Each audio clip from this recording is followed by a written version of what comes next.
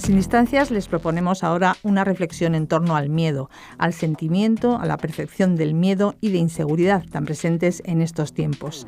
Sin embargo, y paradójicamente, se puede decir de forma objetiva que vivimos en la sociedad más segura y con menos riesgos efectivos que haya habido nunca. Se trata de una nueva propuesta de Pedro Raúl Montoro, profesor de Psicología de la Percepción de la UNED, y de su invitado Andrés Carmona.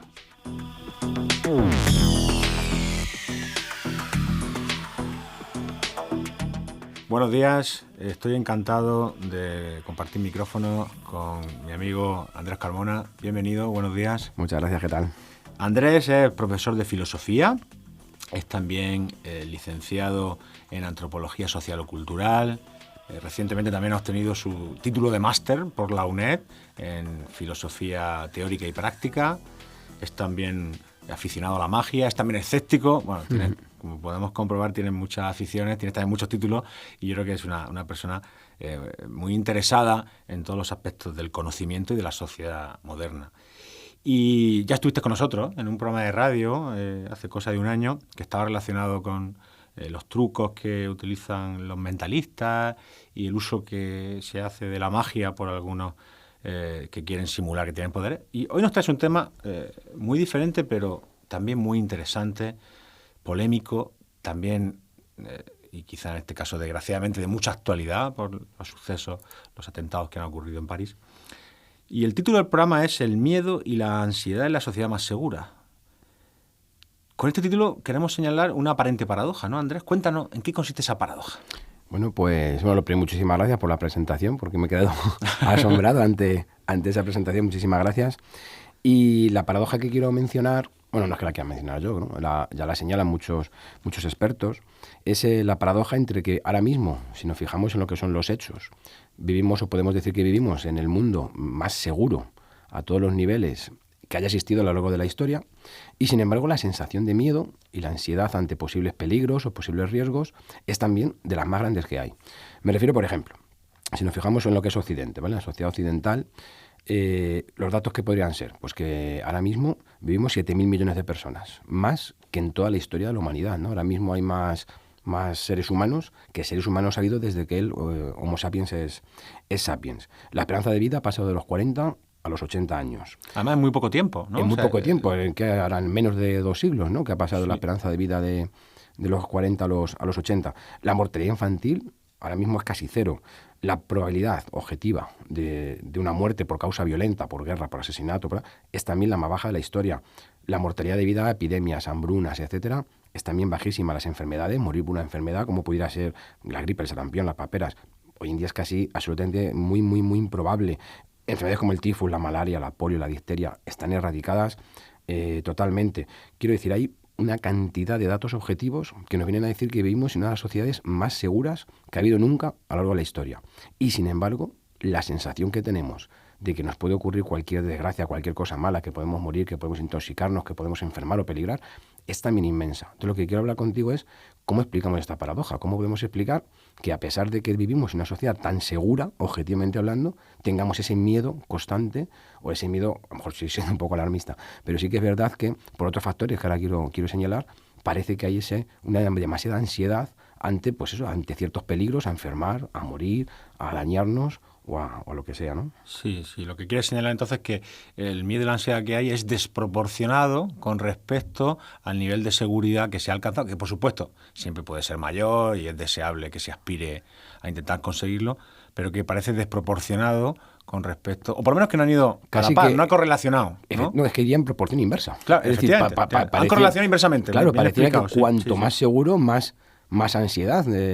Incluso, pues, fíjate, a mi modo de ver, vivimos en un mundo tan seguro que hasta el tercer mundo están muchísimo mejor que en cualquier otra etapa, con lo mal que están, evidentemente, pero comparado con cualquier otro momento de su historia, están muchísimo mejor. De hecho, el problema de la sobrepoblación hoy en día se debe precisamente a que en el tercer mundo la población vive más tiempo, hay mucha menos mortalidad infantil, hay mucho más nacimiento, mucha más natalidad, y entonces por eso por lo que va aumentando la población con el riesgo ecológico que hay de sobrepoblación y todos los problemas, ¿no?, que eso lleva relacionado, que también es otra paradoja, ¿no? Es decir, que haya más gente y viva más tiempo, curiosamente, resulta que es un problema, ¿no? Cuando debería ser una bendición, una alegría, que la gente pueda vivir más tiempo, que haya muchas más personas, que muera menos gente en definitiva, y sin embargo eso ocasiona problemas, pero bueno, eso nos llevaría a otros planteamientos sociales y políticos distintos, ajenos a lo que vamos a hablar hoy. Claro. No, esto que estás comentando a mí también me suena a lo que han planteado algunos autores, entre ellos un famoso psicólogo, Steven Pinker, seguramente es conocido por aquellos oyentes que estudian psicología o que han estudiado filología, porque es un famoso psicólogo del lenguaje, ¿no?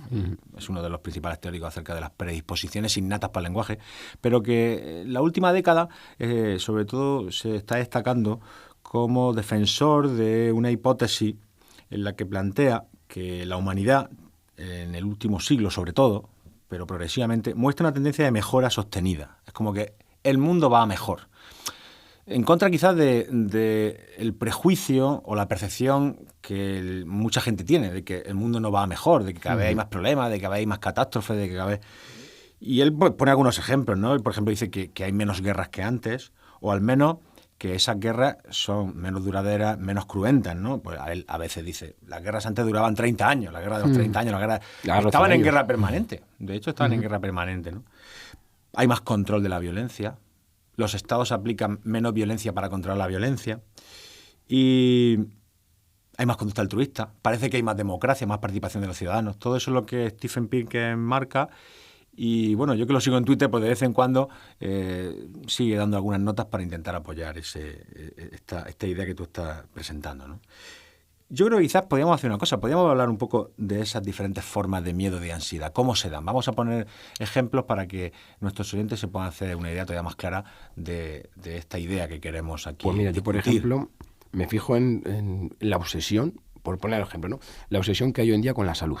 Yo creo que hay una obsesión muy, muy, muy grande con el tema de la salud. Por ejemplo, relativo a la alimentación. Hay lo que yo llamo el ortotarianismo, ¿no? La obsesión por tener una dieta que sea correcta. ¿Cómo has dicho, Andrés? Ortotarianismo, ¿no? Por comer lo correcto. Si te das cuenta, ahora mismo estamos invadidos por cuestiones del tipo comida sin colesterol, sin gluten, sin azúcares, sin cafeína, o comida light, ¿no? El miedo a lo químico, ¿no? Lo que se llama la quimiofobia, ¿no? Pues que los alimentos que estén etiquetados para no consumir transgénicos, para no consumir no sé qué, para que todo sea natural, que sea biodinámico, que sea ecológico. Entonces yo creo que hay una obsesión por la alimentación en un mundo en el que, por ejemplo, autores como Mulet, que ha escrito el libro de Comer sin miedo, yo lo he leído, nos viene a decir, efectivamente, sí, es que es un libro totalmente recomendable, muy bien. donde él viene a decir que tenemos ahora mismo la mayor seguridad alimentaria de toda la historia, es decir, comer hoy en día es de lo más seguro que podemos hacer, y sin embargo, la sensación de que te contaminas, de que te intoxicas, pues es algo... En la población existe ese miedo a ver a qué como, a ver qué no como, a ver qué me puede hacer. La fobia a lo tóxico, yo creo que es una palabra que ahora mismo está de moda, ¿no? Que si los transgénicos, que si las radiaciones electromagnéticas, hasta hay quien dice que las vacunas, las cosas químicas, que es algo que me hace gracia, ¿no? Lo químico, como si hubiera algo que no fuera químico, ¿no? Efectivamente. Yo qué sé, todo está en la sal, ¿no? Es química, ¿no? Incluso hay libros que hablan de gente tóxica. Es decir, la palabra tóxico está demasiado de moda, y yo creo que cuando una palabra se saca de su contexto correcto, pues se acaba el significado perdiendo, ¿no? O la idea de la salud psíquica, que eso entenderás tú mucho más, ¿no? La gran demanda que hay hoy en día, pues, de autoayuda, mindfulness, meditación, relajación, coaching, las pseudoterapias, ¿no? Pues si no hablamos de eso, ¿no? Todas las medicinas alternativas, todo el tema de chakras, reiki, acupuntura. Entonces yo creo que hay todo relacionado con la salud, hay toda una obsesión, y ya digo, en un mundo en el que de media la gente vive 80 años, porque si dijéramos, bueno, es que, yo qué sé, hace 400 años, que llegara a los 40 años, pues que eso era casi un éxito, ¿no? Porque la media estaba ahí, que la gente se moría porque simplemente el agua no era potable, y hoy en día que tenemos tantísima seguridad alimentaria, y al mismo tiempo hay, como decíamos, ¿no? Esa proporción inversa en el miedo a que te puedas intoxicar, a que te pueda ocurrir o a enfermar, el hecho en sí, ¿no? Ahora mismo creo que hay un terrible miedo a contagiarse, a contaminarse. Entonces, ¿no? Yo me planteo si no viviremos en una sociedad hipocondríaca, de alguna manera, al mismo tiempo en un contexto en el que no debería ocurrir, en principio, ese tipo de miedo. Sí, esto que estabas diciendo a mí me está recordando una relación también aparentemente que es proporcional, ¿no? Inversamente proporcional, entre la mejora de las condiciones físicas de vida, o sea, países en los que se ha logrado que el hambre pues realmente sea la excepción, ¿vale? La verdad es que estamos en épocas de crisis en las que ya no podemos hablar con tanta seguridad de esto, pero bueno, en general en las sociedades occidentales pues el hambre es la excepción y no la norma, ¿no? Y en cambio en esos países en los que se mejoran esas condiciones de vida, de vivienda, de salud, de alimentación, parece que aumenta la incidencia de trastornos psicológicos, ¿vale? De hecho hay culturas en las que ciertos trastornos psicológicos no aparecen, o sea que por ejemplo en la India la incidencia de trastornos de alimentación como anorexia o bulimia ha sido prácticamente inexistente. Ahora, conforme se está globalizando, ¿no?, y se está teniendo los estilos de vida más occidentales, empieza a surgir esos trastornos, ¿no? Algo parecido puede ocurrir con la depresión o con la ansiedad, ¿no? Lo que pasa es que yo también quiero introducir ahí una matización, también quiero ser un poco escéptico, ¿no? En este tema concreto de la relación entre mejoras condiciones físicas y aumento de trastornos psicológicos, también es verdad que al mismo tiempo en las sociedades más avanzadas hay mayor disponibilidad de asistencia psicológica, mayor demanda de la misma, mayor preocupación por ese tema y menos estigmatización. Es decir, muchas veces lo que ocurre en algunas sociedades menos avanzadas, menos desarrolladas, es que también hay trastornos psicológicos, pero están infravalorados, están poco diagnosticados. ¿Por qué? Porque hay más estigma. Porque además parece como que es caprichoso el quejarte de problemas psicológicos cuando hay problemas directamente relacionados con falta de comida o de ese tipo, ¿no? Entonces, algunos han hablado de eso, que hay un infradiagnóstico más que realmente una no existencia de ello, ¿no? Pero sí es verdad lo que te decía, que hay patrones de trastornos psicológicos que son diferentes según el nivel de desarrollo. La anorexia y la bulimia son un buen ejemplo. Ahora pasaremos después, imagino, ¿no?, a intentar buscar algunas hipótesis para explicarlo, pero en ese sentido también pienso en el hecho de que a veces valoramos lo que tenemos y la aversión a la pérdida es importante. Yo creo que a lo mejor parte de la explicación podría ser que en las sociedades occidentales hemos llegado a alcanzar un nivel de vida y una seguridad y ahora lo que tenemos es precisamente el miedo a perderlo. Claro, el que no ha tenido eso no lo echa en falta. Entonces también a lo mejor pudiera ser eso. Sabes que hay autores como Kahneman y Ariely y otros que señalan esa aversión a la pérdida, que es lo que hace, por ejemplo, que el que vende un objeto que ha sido de suyo, lo vende de segunda mano, le pone un precio más alto que el que lo quiere comprar, ¿no? ¿Por qué? Porque la aversión a la pérdida que él tiene por deshacerse de ese objeto, que para él tiene un valor muy importante, le hace sobrevalorarlo. Entonces, a lo mejor, esta obsesión que tenemos por la salud, por el tal, por el cual, pudiera ser porque precisamente hemos alcanzado esos niveles tan altos de seguridad, de salud, etcétera, que ahora tememos el poder perder ese nivel de vida, ¿no? Y otras explicaciones, bueno, pues ahora veremos que también podrían ayudar a entenderlo. Sin duda, sí. Es muy importante siempre la expectativa que tienes de lo que puedes conseguir, y si esa expectativa no se cumple, entonces ya sientes una carencia. Así que depende mucho de lo que aspires, así dependerá de qué ocurre si no lo consigues, ¿no? Entonces, si las aspiraciones de una sociedad menos avanzada no son tan elevadas como una sociedad más desarrollada, pues quizás también va a ser menor el grado en el que pueden sentirse decepcionados si no alcanzan cierto nivel. Igual que puede ser importante, yo creo, la diferencia entre el riesgo objetivo que puede haber y la percepción del riesgo. Que eso yo creo que eres tú el más indicado aquí para explicar la diferencia entre ambas, ¿no? Sí, eso es fundamental, efectivamente. Y esto está muy bien explicado, por ejemplo, por la tremenda disponibilidad de información que tenemos hoy en día, en la que una catástrofe que ocurre a miles de kilómetros aparece como portada en periódicos o en cadenas de televisión. Y eso hace que ciertos eventos o fenómenos que son muy poco probables, en cambio, como son muy llamativos y además son muy impactantes emocionalmente, el típico ejemplo que suele poner son los accidentes de avión. Los accidentes de avión son tremendamente infrecuentes, porque la cantidad de miles y miles de vuelos que ahora mismo están surcando al día. Toda la atmósfera de todo nuestro planeta es tremenda comparado con los pocos casos en los que ocurre. Lo que pasa es que puede haber un accidente cada mes, ¿no?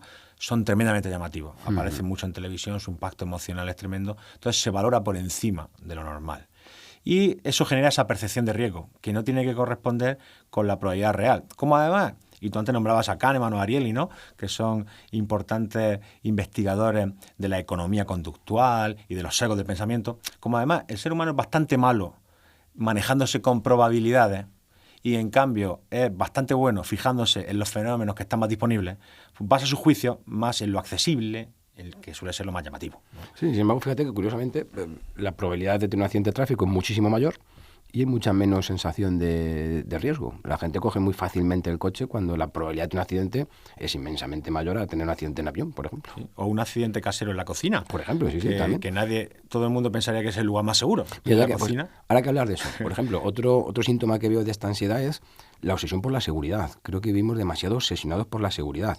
No me refiero ya al tema terrorista, etcétera, ¿no? Sino a cuestiones como el miedo a que te roben, el miedo a que te secuestren, el miedo a que todo lo que es las alarmas en las casas, la videovigilancia. Yo creo que hay también un cierto miedo. A mí, por ejemplo, a lo mejor ahora lo digo, me ocurre, ¿no? Pero nunca jamás me han atracado. Es decir, a mí nunca jamás me han atracado por la calle ni me ha ocurrido nada de eso. Y sí que es verdad que tengo pues mis ciertos miedos y cierro siempre con llave la puerta y no sé qué, no sé cuántos. Y creo que hay un cierto miedo obsesivo a que te ocurra cualquier cosa de estas. Y sobre todo hacia los niños. Yo creo que la sobreprotección infantil es un asunto que tenemos que tratar. Uy, porque sí, tienes toda la razón. En las casas se ven cosas, yo qué sé, pues que no haya ningún borde, que no haya ninguna cosa cortante, que no haya los padres que hacen hablábamos hace poco, antes de empezar la charla, ¿no? De lo de los padres helicóptero que llaman, estos padres que le vigilan los deberes a los hijos, que se comunican entre ellos por WhatsApp para decirse entre los padres. Entre los padres se comunican, los deberes que tienen que hacer los hijos en casa. Claro, yo creo que es una sobreprotección que yo no sé qué consecuencias podría llegar a tener. A lo mejor luego no tiene ninguna, ¿no? Pero me preocupa en principio el hecho de que sobreprotejamos tanto a los niños y a nosotros mismos, ¿no?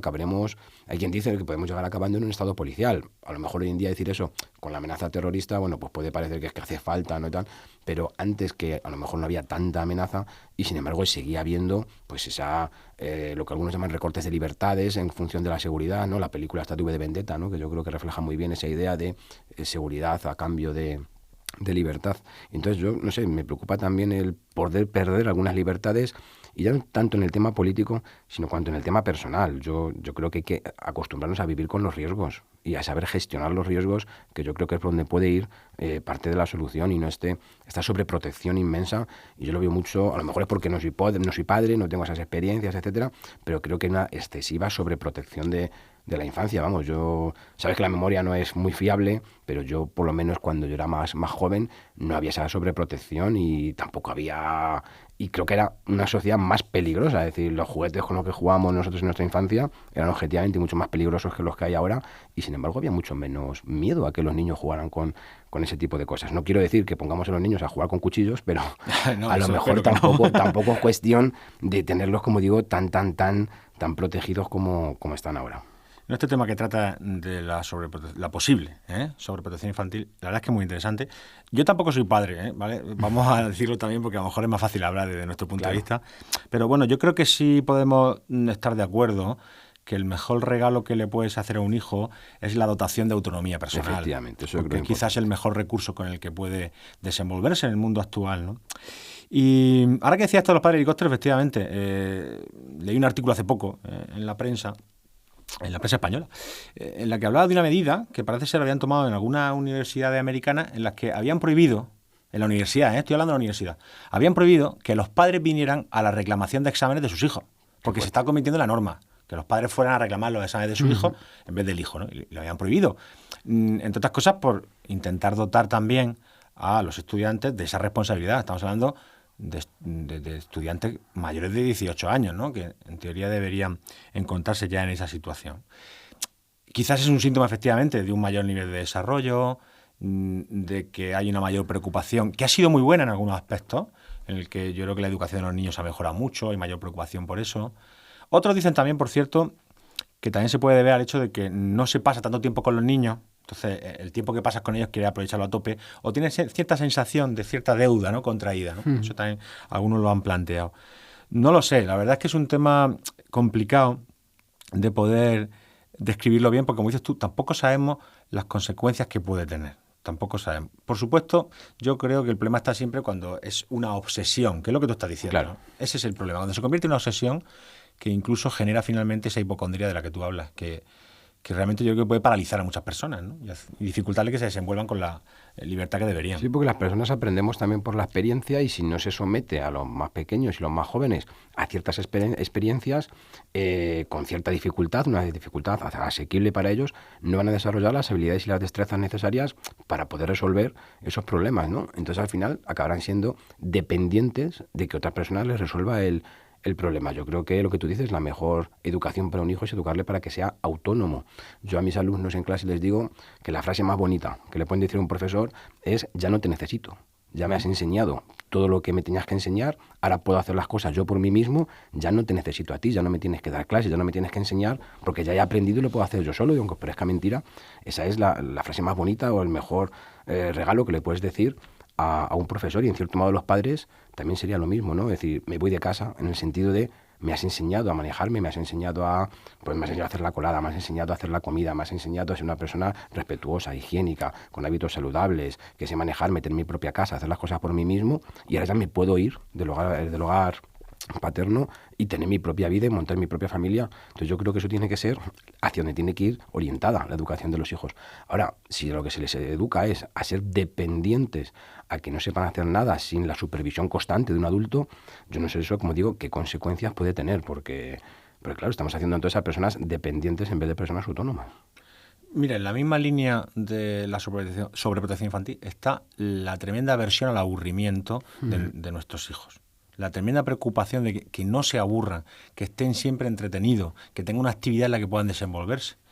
Y algunos autores han hablado de que no es cuestión de fomentar el aburrimiento, por supuesto, pero el papel necesario del aburrimiento como fomento también de la creatividad. Claro. Y también como regulación de tu propia autonomía, ¿no? Bueno, de esto de aburrimiento, de verdad es que tenemos un compañero aquí en la facultad que además creo que ha venido alguna vez a hablar aquí también a la radio, se llama Paco Claro, que habla del concepto de aburrimiento como un concepto moderno, que no se lo planteaban en otras épocas. Es un concepto moderno que ha surgido en la sociedad moderna. Pero bueno, es quizá otro síntoma, ¿no?, de este tipo de cosas que pueden plantearse. Andrés, hemos descrito este fenómeno, ¿no?, que parece evidente, pero ¿qué hipótesis quizás podrían explicarlo? Y luego, más importante, ¿qué consecuencias puede hablar? Estamos en un nivel de cierta especulación, ¿no? Sí, pero luego. bueno, yo creo que es un tema interesante y que merece, más allá de las investigaciones que se puedan hacer, que es difícil poder investigar esto, ¿no? Pero, ¿qué hipótesis y consecuencias así especulativamente podemos plantear?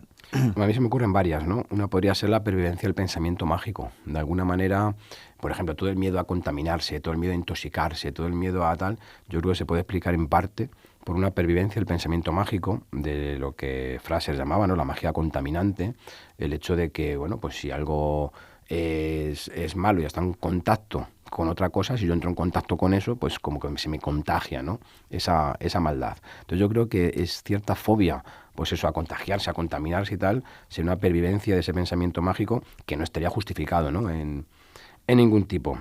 Por otra parte, yo creo que la sociedad actual ha cambiado de un modo excesivamente rápido. Yo creo que el mundo en el que vivimos hoy en día es radicalmente distinto al que podía existir hace 100 años. Me explico, una persona que naciera en la Edad Media, ¿no?, en el año 800, y se durmiera y pudiera despertar 300 años después, ni se daría cuenta de que han pasado 300 años. Él pensaría que sigue viviendo en su misma época, porque el mundo en 300 años entonces no había cambiado absolutamente nada. Sin embargo, una persona que del siglo XIX viniera al XXI, pues, vamos, no podría, prácticamente no podría sobrevivir, no sabría, no tendría las habilidades para manejarse por lo que ha cambiado todo el mundo, ¿no? Entonces, con estos cambios tan grandes en tecnología, etcétera, etcétera, yo creo que son cambios demasiado rápidos para que la sociedad y los individuos nos podamos adaptar. Entonces yo creo que nos ha pillado descolocados y es por eso por lo que no sabemos manejarnos en este mundo tan cambiante. Y luego, y esto así que sea muy especulativo, pero me parece muy interesante, el hecho de que, en cierto modo, a la evolución humana no le ha dado tiempo tampoco a poder adaptarse a los cambios. Tenemos un cerebro de cazador y recolector, pero claro, que está viviendo en un mundo, en un contexto que no tiene nada que ver con lo que fueron históricamente las sociedades de cazadores y recolectores. Entonces yo creo que eso también influye. Nuestro cerebro está preparado para vivir 40 años, no para vivir 80. De ahí todos los problemas relacionados con la tercera edad y las necesidades de este colectivo de personas. Estamos preparados para vivir en sociedades, en pequeñas comunidades nómadas, de como mucho 50 a 100 miembros, ¿no?, en las más grandes. Y vivimos hoy en día en ciudades, piensa en Ciudad de México, ¿no?, que puede tener eso, 30 millones de habitantes. No, entonces, claro, pues nuestro cerebro, nuestra psicología, nuestra forma de ser, por así decir, biológica o evolutiva, no está preparada para asumir tantos cambios de golpe. Yo creo que eso tiene, vamos, bastante que ver y que, bueno, son hipótesis que podrían trabajarse y podrían investigarse. Antes hablaba de la obsesión por la seguridad. ¿No hay quizás también algún papel de los medios de comunicación, sí, o también del marketing? Por supuesto. Porque es un negocio, la seguridad es un negocio. Sí, totalmente. Por supuesto, legítimo y digno, pero bueno, pues quizás también a lo mejor necesitan llamar la atención. Yo creo que no, y es que el miedo vende. hacer un programa en el que se exageran riesgos o que se exageran peligros para luego hacer documentales, programas de pseudoinvestigación, etcétera, es que eso también vende. Yo me acuerdo hace años, en un programa de estos que se llaman de investigación en televisión, salía un concierto de música heavy y se veía, pues aparte del público, que se tiraban desde el escenario hacia el público, ¿no? Y el público los cogía con las manos y tal, que es algo habitual en este tipo de conciertos. Yo he ido a muchos conciertos de ese tipo, lo he visto, incluso lo he hecho y no he tenido ninguna sensación de estar haciendo nada peligroso. El caso es que el locutor que lo estaba retransmitiendo decía: y ahora miren cómo imprudentemente ese joven se tira y si nadie lo cogiera y se cayera y se escalabraría, no sé qué. Hombre, vamos a ver, visto así y explicado así, pues sí que lo parece, ¿no? Pero realmente no había ningún peligro, no hay ningún... Puede ocurrir que te ocurra algo, pero... ni hay esa sensación de peligro ni creo que sea objetivo. Entonces yo creo que la forma de presentar... No está tampoco... Son cosas que se hacen cuando uno es más joven y más inconsciente, ¿no? Pero sí que quiero decir que la forma de presentar a veces los documentales... Vivimos en una sociedad... Michael Moore hizo aquel documental cuando después de los ataques que hicieron estos chicos en la escuela de Baltimore, no me acuerdo de la... Era Columbine, ¿no? Columbine, efectivamente. Si te acuerdas, venía a decir que parte del problema no estaba tanto en las armas que tienen los estadounidenses, cuanto en el miedo en el que viven esas personas que además están armadas. Es decir, juntas armas con miedo, porque lo comparaba con Canadá, donde creo que también tienen derecho a tener armas, y sin embargo en Canadá, que no viven en esa sociedad del miedo, pues no tienen esas reacciones ante las cosas, ¿no? Entonces yo creo que sí que tiene que ver mucho, y luego todo el negocio de vender cosas para protegerte del miedo, ¿no? Pues alarmas, seguridad, cámaras de pánico, etcétera, pues eso también, claro, al que vende eso le interesa que la sociedad esté asustada, ¿no? Si no, pues nadie compraría esas cosas. Pues Andrés, nos estamos quedando casi sin tiempo, pero yo me vas a permitir, ya sabes, y tú lo compartes también, ¿no? Este espíritu permanentemente escéptico, incluso en aquellas cosas que yo defiendo. Bueno, yo creo que hemos hablado en realidad de un riesgo, porque aún no tenemos datos que confirmen que esta conjetura que hemos planteado, ¿no? De que una excesiva sobreprotección, un excesivo miedo puede tener consecuencias negativas para la sociedad más allá de las positivas. No, claro, que podríamos caer nosotros también en lo que estamos diciendo, ¿no? Claro. Estar asustados ante las posibles consecuencias y que luego no haya. Un metasusto, ¿no? No, yo es que a veces pienso en otra cosa que se decía hace 2 décadas, ¿no? Cuando había gente que de manera muy vehemente señalaba el riesgo que suponía los videojuegos, sobre todo los videojuegos con carga violenta, ¿no? Que pues ha habido muchos ejemplos, no hace falta decir nombres, ¿no? Que decían que iba a crearse toda una generación violenta, ¿no? Y la verdad es que después de 20 años no hay evidencia de esa epidemia. Si realmente hubiera sido tan peligroso, pues igual que pasa con los móviles. Si realmente fueran peligrosos, después de una década ya deberíamos tener una incidencia tremenda de enfermedades provocadas por ellas, ¿no? O sea, que no parece que sea así, ¿no? Así que quizá habrá que esperar más tiempo para saber si esto es así. Pero desde luego hemos señalado un riesgo que yo creo que está muy fundamentado en esta paradoja que tú presentas y que nos preocupa. Nos hemos quedado sin tiempo porque yo sé que tú querías hablar de algunas alternativas, de algunos consejos. Quizás tendremos que hacer otro programa de radio y así podemos seguir reflexionando sobre este tema, que te agradezco mucho que hayas planteado. Muchísimas gracias, y yo creo que como alternativa simplemente decir, pues no, comprender mejor la ciencia y la tecnología, yo creo que ayudaría muchísimo para poder saber gestionar y tener recursos para gestionarse. Comprender las cosas yo creo que te ayuda luego a desmitificar ciertos miedos y a detectar también los riesgos reales que hay y saber afrontarlos. Entonces yo me quedaría con esa conclusión. Yo añado lo que lo hemos hablado antes, estimular la autonomía y el pensamiento crítico. Y en eso, por cierto, los profesores de filosofía tienes una labor muy importante. Así que desde aquí vamos a romper una lanza por la filosofía como una disciplina muy importante. Muchísimas gracias.